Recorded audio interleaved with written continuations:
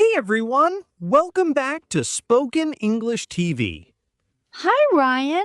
Hi, everyone. So good to be here again. Maya, can I ask you something? Sure. Go ahead. Did you notice what we both just did? Oh my gosh. We both said. Exactly! And that's our topic for today. Stopping the ums, right? Yes! Today we talk about how to stop saying while speaking. I am so excited for this one. This topic is close to my heart.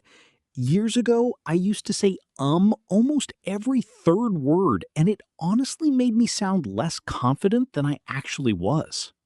Really? I can't imagine that. You sound so smooth now. What changed for you? It took practice, awareness, and a few simple techniques.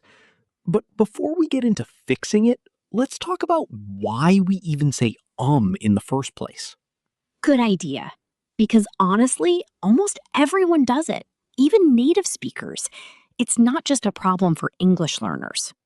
That's such an important point. People often think filler words are a sign of poor English, but that's not true at all. So then, what actually causes Is it nervousness or something else going on in our brain? It's mostly about your brain buying time. When you speak, your mouth moves faster than your thoughts sometimes, and fills that little gap. So it's like a placeholder, keeping your turn in the conversation while your brain catches up? Exactly. Linguists call these filler words or hesitation markers. They signal to the listener, I'm not done talking. Please wait. That actually makes me feel better. I thought I was just being lazy with my words. Not at all. In fact, studies show that filler words are present in almost every language on Earth, just in different forms. Wait, other languages have their own version of Tell me some examples. I'm curious now. Sure. In Spanish, people say este. In French, it's In Hindi, people often say matlab or wo. In Japanese, it's ano or eto. Wow, so has cousins all over the world? That's such a fun fact. It really is. But here's the thing. Even though filler words are natural, using them too much can hurt how confident and clear you sound. That's the part I worry about. When I'm nervous, especially in interviews or presentations, just takes over my sentences. You're not alone. In fact, in professional settings like interviews, meetings, or public speaking, excessive filler words can make you seem unprepared or unsure, even if you know the content well. So the issue isn't that we don't know what to say, it's how we sound while we're figuring it out? Exactly. And that's actually good news because it means this is a fixable habit, not a knowledge problem. Okay, I love that framing. So, Ryan, walk me through it. Why do our brains specifically choose over just staying quiet? Great question. Silence feels uncomfortable to most people. When we pause, we worry the listener will think we've finished talking or that something is wrong. So we fill the silence with sound just to hold our place in the conversation, even if that sound doesn't mean anything? Precisely. Becomes an automatic reflex, almost like a nervous habit, the same way some people tap their pen or shake their leg. I definitely tap my pen too, so maybe I have two habits to fix now. One step at a time, Maya. Let's focus on speaking today. Okay, so let's talk about why this actually matters. Is really that big of a deal, or are we overthinking it? It depends on the frequency. One or two filler words in a long conversation is completely normal and human. The problem starts when it becomes constant. Like when every single sentence has 3 or 4 hidden inside it? Exactly that. At that point, listeners start focusing on the ums instead of your actual message. Your ideas get lost in the noise. That's a scary thought, especially for people learning English who already feel nervous about being understood. It really is. And there's a confidence angle, too. Too many filler words can make even a brilliant idea sound uncertain or half-formed. So it's not just about sounding polished, it's about making sure your message actually lands the way you intend it to. Exactly. Think about job interviews. If a candidate says after every question, the interviewer might assume they don't know the answer, even if they do. That's so unfair, though, because sometimes is just a habit, not a sign of not knowing something. You're right, it's unfair, but perception matters in real life. And the good news is, once you become aware of it, you can train yourself out of it. Okay, now I'm ready. Let's get into the real techniques. How do we actually stop saying Technique number 1, awareness through recording. Most people don't even realize how often they say until they hear themselves on tape. Oh, I've done this before, and honestly, it was shocking. I recorded myself giving a 2-minute answer and counted 11 ums. See? That's exactly the point. Awareness is step 1, because you can't fix a habit you don't notice. So, what should our listeners actually do? Just record themselves talking about random topics? Yes, exactly. Pick any topic, your weekend, your job, your favorite movie, and speak for 1 or 2 minutes while recording your voice. And then play it back and literally count the filler words? Right. Count every like, and Write the number down. Do this once a week and watch the number slowly go down over time. That's such a simple but powerful exercise. It turns something invisible into something you can actually measure and improve. Technique number 2, and this is probably the most important one. Replace with silence. Wait, just stay quiet instead of saying anything at all? Yes, a short pause feels awkward to you, but to the listener, it sounds natural, even thoughtful. Silence gives the impression that you're choosing your words carefully. That's such a mindset shift. I always thought pausing would make me look unprepared, but actually, it can make me look more confident. Exactly. Think about great public speakers, politicians, TED Talk presenters. They pause all the time, and it actually adds power to what they say next.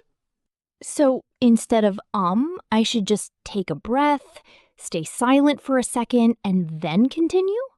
Exactly right. Even a pause of 1 or 2 seconds feels much longer to you than it does to your listener. It's almost never as awkward as it feels in your head. That's comforting to know, because in my head, 3 seconds of silence feels like an entire eternity. I know that feeling. But with practice, silence starts to feel completely normal, and your speech becomes clearer as a result. Oh, what's technique number 3? Slow down your speaking speed. A lot of ums happen because we're trying to talk faster than our brain can actually organize thoughts. That makes so much sense. When I'm nervous, I rush my words, and that's exactly when the ums multiply. Right. And when you slow down, your brain gets more time to form the next sentence, so there's less need for a filler word to buy time. So slowing down isn't a weakness, it's actually a smart strategy? Exactly. Confident speakers are rarely fast speakers. They speak at a comfortable pace with clear pauses between ideas. How can someone practice slowing down if they're naturally a fast talker, like me? Try reading aloud from a book or article at a deliberately slower pace than feels normal. Focus on pronouncing each word clearly instead of rushing to the next one.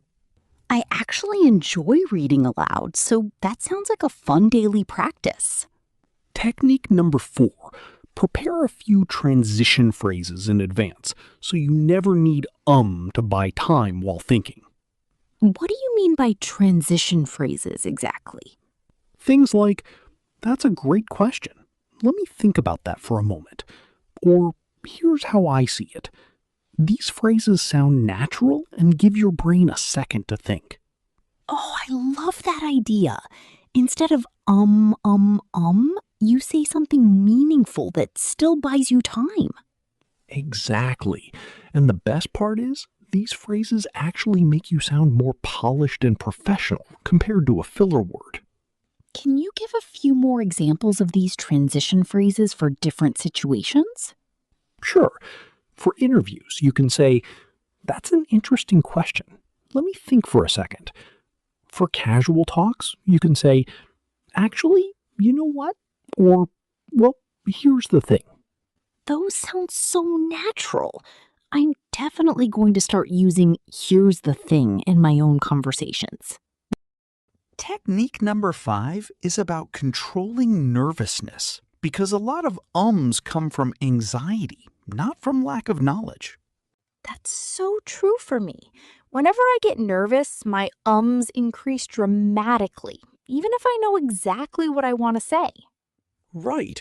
And one simple trick is deep breathing before you speak. Take one slow breath in and one slow breath out before answering a question. Does that little pause actually help calm the nervous system that fast? Yes, it does. A few seconds of deep breathing lowers your heart rate slightly and gives your brain a moment to organize your answer before you even start speaking. So, breathing isn't just for meditation, it's actually a speaking tool too? Exactly. Many professional speakers use breathing techniques before big presentations, not just to calm nerves, but to control their pacing and reduce filler words. What about improving fluency itself? Does that help produce ums too? Absolutely. And that brings us to technique number 6, shadowing practice. This means listening to a native speaker and repeating what they say almost at the same time. Like copying their rhythm, pace, and pronunciation while they're still talking? Exactly. Shadowing trains your brain to produce fluent English automatically without needing to translate or search for words, which reduces those hesitation pauses. How would someone start shadowing practice at home without a teacher? Pick a short video, maybe 1 or 2 minutes, from a podcast or YouTube video. Play a sentence, pause, repeat it out loud, then play the next sentence. That actually sounds like a fun daily habit, especially with short clips from our own podcast episodes. That's a great idea, Maya. Our listeners could shadow this very episode to practice. Sometimes I say because I simply can't find the right word in English fast enough. What helps with that? That's a very common cause, and the fix is building quicker word retrieval through vocabulary practice, which is technique number 7. So it's not about knowing more words, but about accessing the words you already know faster? Exactly right. A great exercise is word association games. Pick a topic, like travel, and try to say 10 related words out loud within 30 seconds. That sounds challenging, but really effective for training quick recall under pressure. It is. Another exercise is describing simple objects around you in English without pausing, like your phone, your chair, or your coffee cup. I can already imagine myself describing my coffee cup for 2 straight minutes without stopping. Exactly the kind of practice that builds real fluency over time, even if it feels silly at first. What about speaking on the spot without any preparation? Is there a way to practice that specifically? Yes, that's technique number 8, extempore speaking practice. This means picking a random topic and speaking about it for 1 minute without any preparation. That sounds intimidating, but I guess that's exactly the kind of pressure we face in real conversations and interviews. Exactly. The goal isn't to sound perfect, it's to train your brain to keep talking smoothly even when you don't know exactly what's coming next. How would someone get random topics to practice with at home? Write down 20 random topics on small pieces of paper, like your favorite season, a memorable trip, or your dream job. Then pick one randomly and start talking. But such a fun game. It almost feels like a speaking challenge you can do with friends or family, too. It really works well in groups. You can even turn it into a friendly competition, seeing who can speak the longest with the fewest filler words. Is there a way to actually see our filler word patterns written down, not just hear them? Yes. Technique number 9, transcript review. Record yourself speaking, then transcribe what you said, word for word, including every and Wow. Seeing it written down must make the pattern so much more obvious than just hearing it. Exactly. Many people are shocked when they see written 15 times on a single page. It becomes impossible to ignore once it's visible in text. Do we need special software for this, or can it be done manually? You can do it manually with a notebook or use free transcription apps on your phone. Either way, the goal is simply to make the invisible habit visible. What about combining scripted practice with free conversation? Does mixing both help build the habit faster? Definitely, and that's technique number 10. Start with a short scripted answer to build confidence. Then remove the script and try saying the same thing freely. So it's like training wheels. You start with support and slowly take it away? Exactly that comparison. Once your brain knows the structure of an answer, it becomes much easier to deliver it smoothly without needing filler words to solve. That's such a practical approach, especially for interview preparation, where you often already know the type of questions coming. Let me share something personal here. When I started doing public speaking years ago, I used a small trick that changed everything for me. Oh, please share it. I'm curious what worked for you specifically. I used to place a small object, like a pen, on the table, and every time I felt the urge to say I would pause and touch the pen instead. That's such a clever physical trick, using touch to interrupt the verbal habit.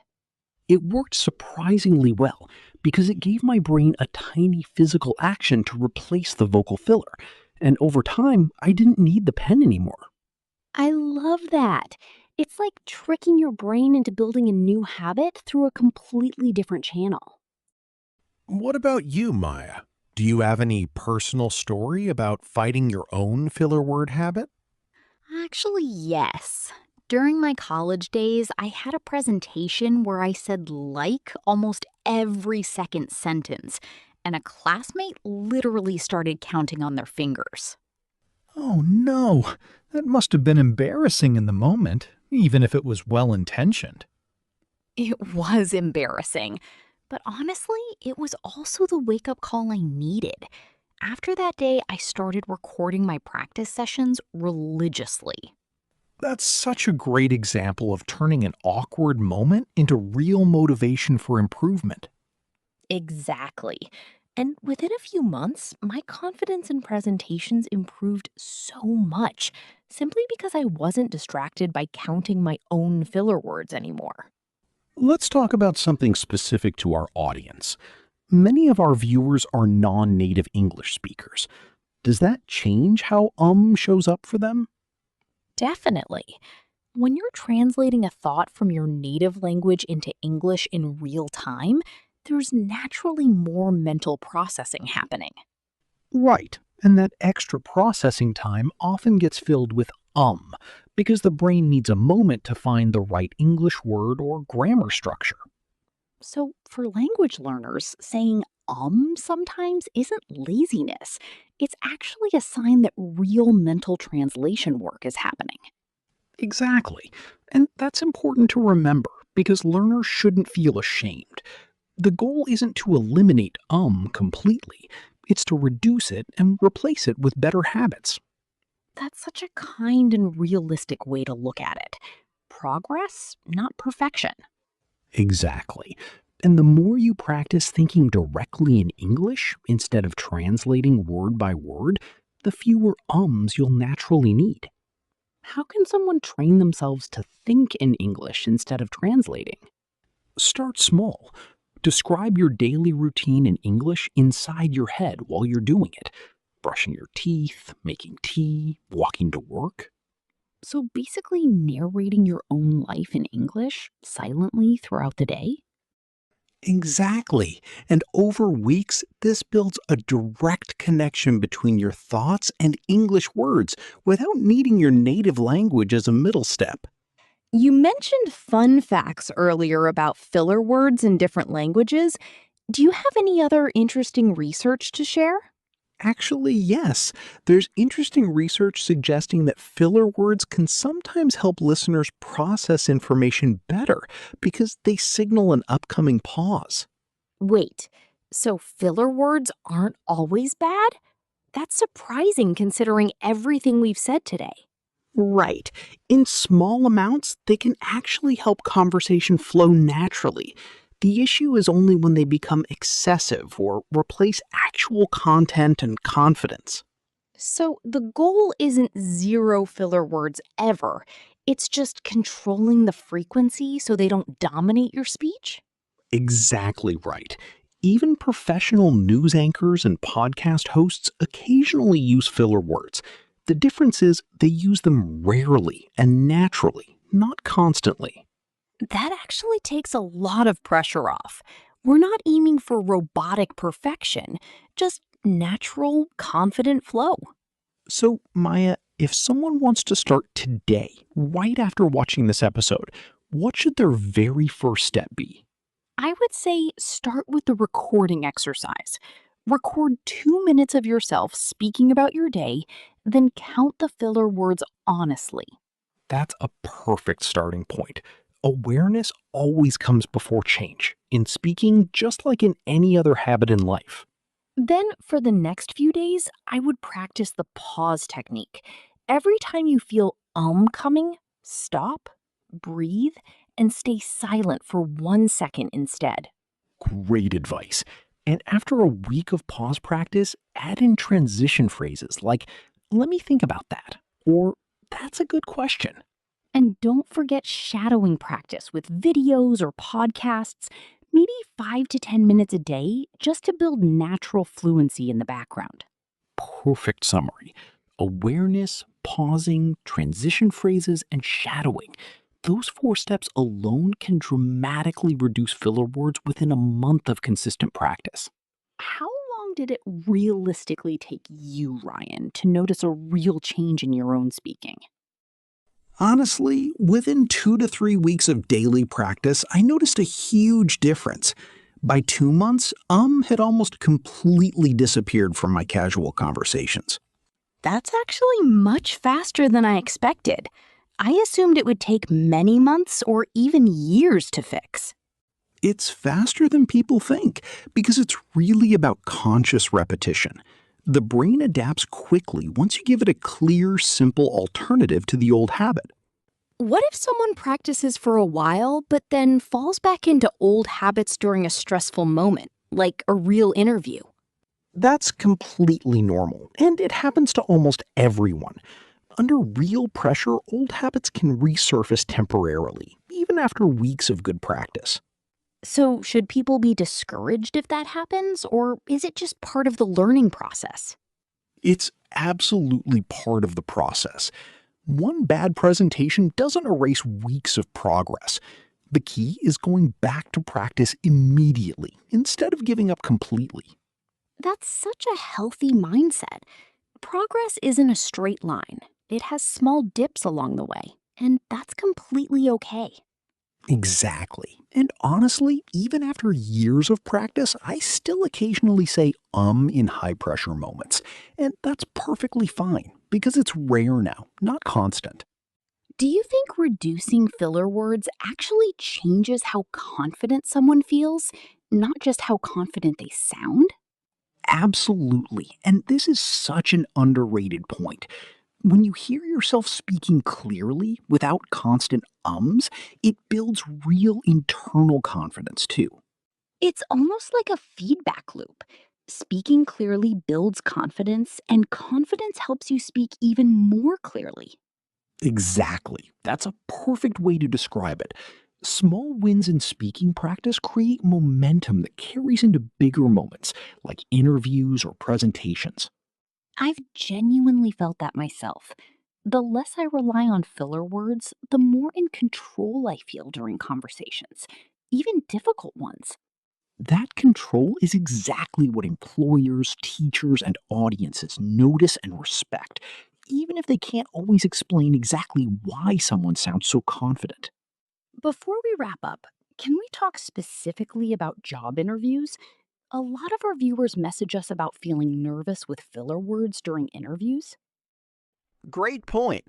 Interviews are high pressure, so filler words naturally increase. One tip is to pause after every question, even for 2 seconds before you start answering. Wouldn't that pause feel strange to the interviewer, like you're struggling to answer? Not at all. Interviewers actually respect a candidate who takes a moment to think, rather than rushing into a messy answer filled with ums and uhs. What about preparing answers in advance? Does that reduce filler words during the actual interview? Definitely. Prepare short outlines, not full scripts, for common questions like tell me about yourself or describe a challenge you faced. Knowing the structure reduces hesitation. That's such practical advice. Structure gives your brain a roadmap, so it doesn't need to figure out where the sentence is going next. Exactly. And one more tip, practice mock interviews with a friend or even in front of a mirror so the real interview doesn't feel like your first attempt. We focused mostly on today, but what about other filler words like, actually, and basically? Do the same techniques work for those too? Yes, the exact same techniques apply. Whether it's like, or actually, they all come from the same root cause, your brain buying time while thinking. I definitely overuse like sometimes, especially when I'm excited and talking fast about something I love. That's so common, especially in casual conversation. The recording exercise works well here too. Just count like instead of and watch the pattern appear. Is it possible someone has multiple filler words at once, mixing like, and all together? Very possible and very common, actually. In that case, focus on one filler word at a time. Trying to fix everything at once usually feels overwhelming and rarely works. That's such helpful advice. Small, focused changes are always easier to maintain than trying to transform your entire speaking style overnight. Speaking of challenges, let's give our audience a fun homework task for this week. Something simple but genuinely effective. I love our homework challenges. What should everyone try this week, Ryan? For 7 days, record yourself speaking for just 2 minutes each day on any topic you like and track your filler word count on paper. And by day 7, compare your very first recording with your last one. I promise you'll notice a real, visible difference in just 1 week. That's such a satisfying way to see progress with your own eyes. And honestly, with your own ears, too. Should people share their results with us? I genuinely love to see how everyone improves throughout the week. Absolutely. Drop your before and after filler word counts in the comments below. We read every single comment, and we love celebrating your progress with you. One more thing, Ryan. Do you think group practice helps more than practicing alone, especially for people who feel shy speaking English out loud? Group practice definitely helps because it simulates real conversation pressure in a safe environment. Find a study partner, a language exchange group, or even practice with family members who are learning too. And if someone doesn't have a practice partner available, talking to yourself out loud at home, describing your day or your plans, is still incredibly valuable. Exactly. Consistency matters far more than who you're practicing with. Even 5 minutes of daily speaking practice, alone or with others, adds up to real improvement over weeks and months. All right, Ryan, let's recap everything for our listeners before we wrap up this episode. Sure.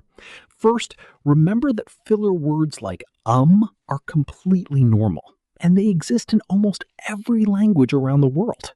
Second, the problem isn't occasional filler words. It's when they become excessive and start distracting your listener from your actual message. Third, awareness is step one. Record yourself, count your filler words, and see the real pattern clearly before trying to fix anything. Fourth, replace with silence. A short pause feels much more natural and confident than you expect, even though it feels awkward at first. Fifth, slow down your speaking pace so your brain has enough time to organize your thoughts without needing a filler word to stall for time. Sixth, prepare transition phrases like, "That's a great question," or "Here's how I see it," so you always have something meaningful to say instead of Seventh, practice breathing before you speak, especially in high-pressure situations, to calm your nerves and reduce automatic filler word use. Eighth, use shadowing practice regularly to build natural fluency so your brain doesn't need extra time to search for words while speaking. Ninth, try extempore speaking on random topics to train yourself to speak smoothly, even without preparation, just like in real conversations. And finally, 10th, review transcripts of your speaking to make the invisible habit visible and track your progress honestly over time. That's a perfect summary, Maya. 10 simple, practical techniques that anyone can start using today, no matter what level of English they currently speak. And remember, everyone, this isn't about sounding robotic or perfect. It's about sounding clear, confident, and comfortable, whether you're speaking English as your first language or your fifth. Exactly. Progress happens with small, consistent daily practice, not overnight transformation. Be patient with yourself throughout this journey. Ryan, before we finish, do you have one final piece of advice for anyone watching who feels discouraged about their filler word habit? Yes, absolutely. Remember that even the most confident speakers you admire once struggled with the exact same habit. Confidence isn't something people are born with. It's something they build through consistent practice, one conversation at a time. That's such a beautiful way to end today's episode. Thank you so much for sharing all of these techniques, Ryan.